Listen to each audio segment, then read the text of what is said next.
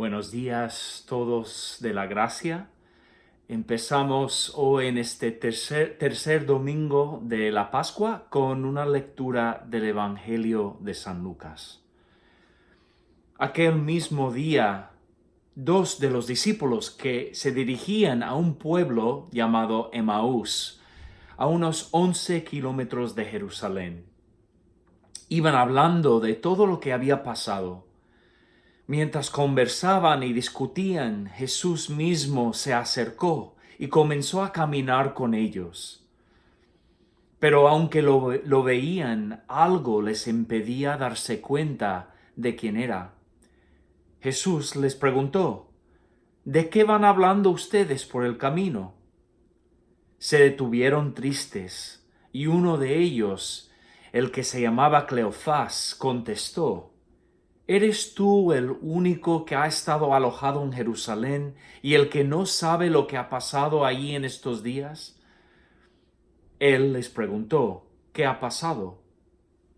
Le dijeron: lo de Jesús de Nazaret, que era un profeta poderoso en hechos y en palabras delante de Dios y de todo el pueblo. Y como los jefes de los sacerdotes y nuestras autoridades lo entregaron para que lo condenaran a muerte y lo crucificaran. Nosotros teníamos la esperanza de que Él sería el que había de libertar a la nación de Israel. Pero ya hace 3 días que pasó todo eso. Aunque algunas de las mujeres que están con nosotros nos han asustado, pues fueron de madrugada al sepulcro y como no encontraron el cuerpo, volvieron a casa. Y cuentan que unos ángeles se les había aparecido y les han dicho que Jesús vive. Algunos de nuestros compañeros, fueron después al sepulcro y lo encontraron tal como las mujeres habían dicho, pero a Jesús no lo vieron. Entonces Jesús les dijo: «¿Qué faltos de comprensión son ustedes y qué lentos para creer todo lo que dijeron los profetas? ¿Acaso no tenía que sufrir el Mesías estas cosas antes de ser glorificado?» Luego se puso a explicarles todos los pasajes de las Escrituras que hablaban de él, comenzando por los libros de Moisés y siguiendo por todos los libros de los profetas. Al llegar al pueblo a donde se dirigían, Jesús hizo como iba a seguir adelante. Pero ellos lo obligaron a quedarse, diciendo: «Quédate con nosotros porque ya es tarde, se está haciendo de noche». Jesús entró, pues, para quedarse con ellos. Cuando ya estaban sentados a la mesa, tomó en sus manos el pan, y habiendo dado gracias a Dios, lo partió y se lo dio. En ese momento se les abrieron los ojos y reconocieron a Jesús, pero él desapareció. Y se dijeron el uno al otro: ¿no es verdad que el corazón nos ardía en el pecho cuando nos venía hablando por el camino y nos explicaba las Escrituras? Sin esperar más, se pusieron en camino y volvieron a Jerusalén, donde encontraron reunidos a los 11 apóstoles y a sus compañeros, que les dijeron: «De veras ha resucitado el Señor, y se le ha aparecido a Simón». Entonces ellos dos les contaron lo que les había pasado en el camino y cómo reconocieron a Jesús cuando partió el pan.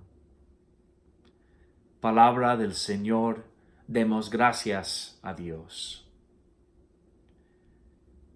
Cuando ya estaban sentados a la mesa, tomó en sus manos el pan y, habiendo dado gracias a Dios, lo partió y se lo dio.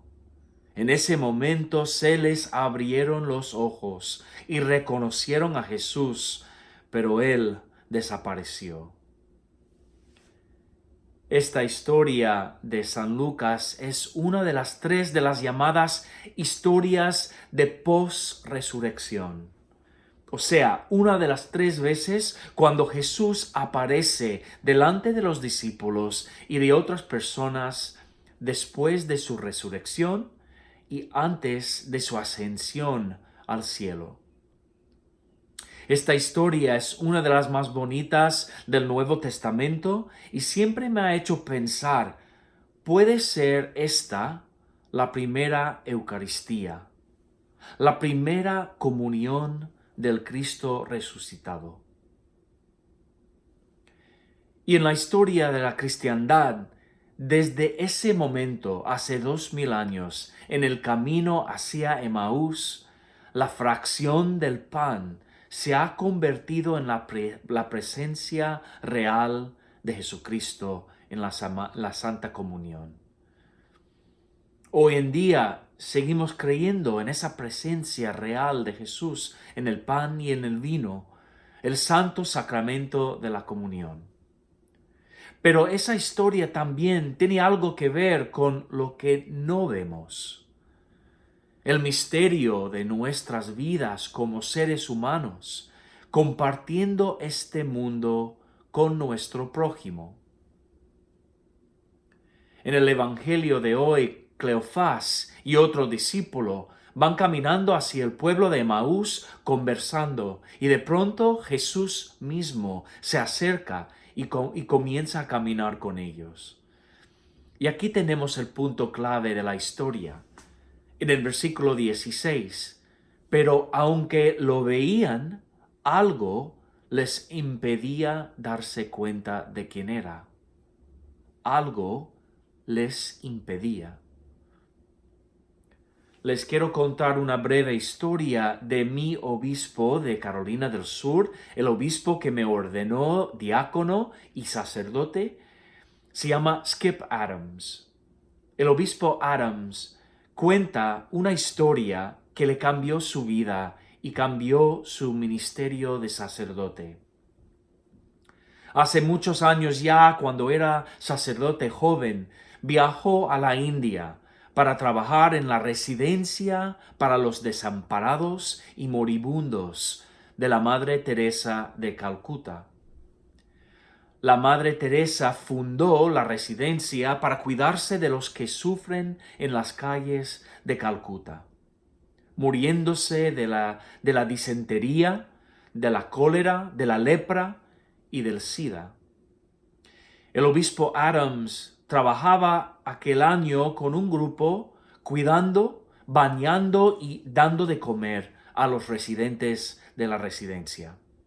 Aquella mañana, 3 de los residentes ya se habían muerto y el obispo se sentía agobiado y decidió dar un paseo por la calle para tomar un poco de aire y aclararse la mente un poco. No había ido muy lejos por la calle cuando vio a un hombre que empezó a mirarle y después a caminar directamente hacia él. El primer instinto del obispo fue de evitar al hombre y seguir caminando. Pero antes de poder seguir, el hombre le preguntó en inglés, ¿me puede dar algún dinero para comprar pan? La Madre Teresa misma, que todavía vivía en aquel tiempo, les había dado instrucciones estrictas de no dar dinero a nadie en la calle. Así que el obispo fue y por 2 rupias compró pan y se lo dio al hombre y se despidió de él. Pero antes de poder irse, el hombre le invitó.